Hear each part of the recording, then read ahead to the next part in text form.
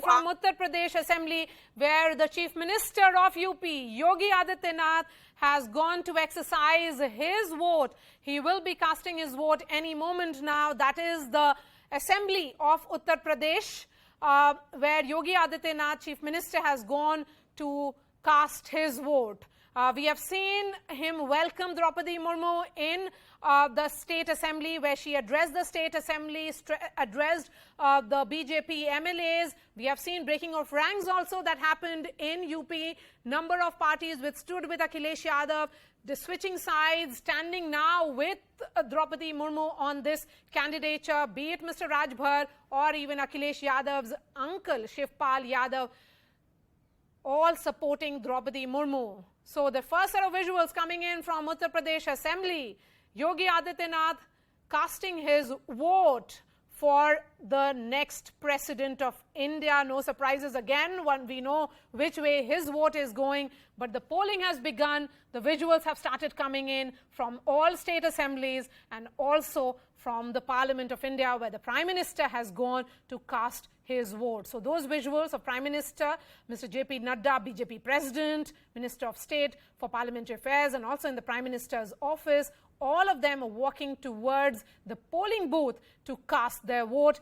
Interesting day today, historic day today, as we see history in making, clearly, with Draupadi Murmu all set to be the next president of India. But the big message that is coming in from the NDA is, on the 75th Independence Day, just before that, India will be getting its first president, tribal president.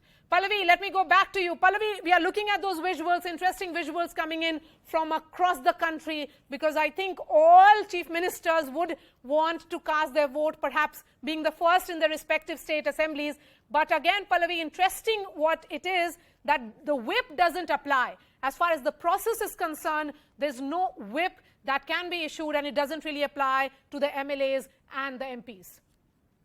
You know, and therefore I think the real story will actually come out on the 21st when the counting takes place, because, you know, while many of them are openly advocating their support for Yashwant Sinha, will there really be a real divide when it comes to the actual pattern of voting?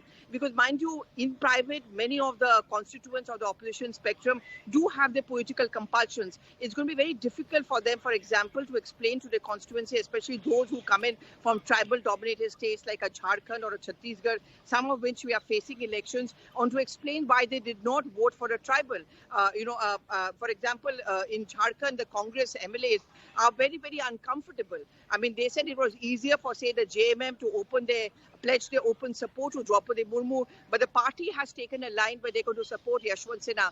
How do they explain the fact that, well, yes, Yashwant Sinha may be belonging Bihar/Jharkhand, but the fact is, and he's been from Hazaribagh, a representative, but how do they explain the fact that they are not supporting a tribal? So when they go back to the elections, they go back to the voters, this is something which they may have to be confronted with. Similar is the case with Chhattisgarh and in other states as well, which is why I say the real story actually is going to be out on 21st, when we're going to get a slice-by-slice account of how the polling has taken place, who of those actually at the end of the day, when they went to cast their vote at the ballot box, broke away from the party's line and decided to vote along with the NDA's candidate. So the real story, frankly speaking, will actually come out on the 21st. So there's no doubt about the fact that she's the one going to be the one who's going to be sitting at Rashtrapati Bhavan.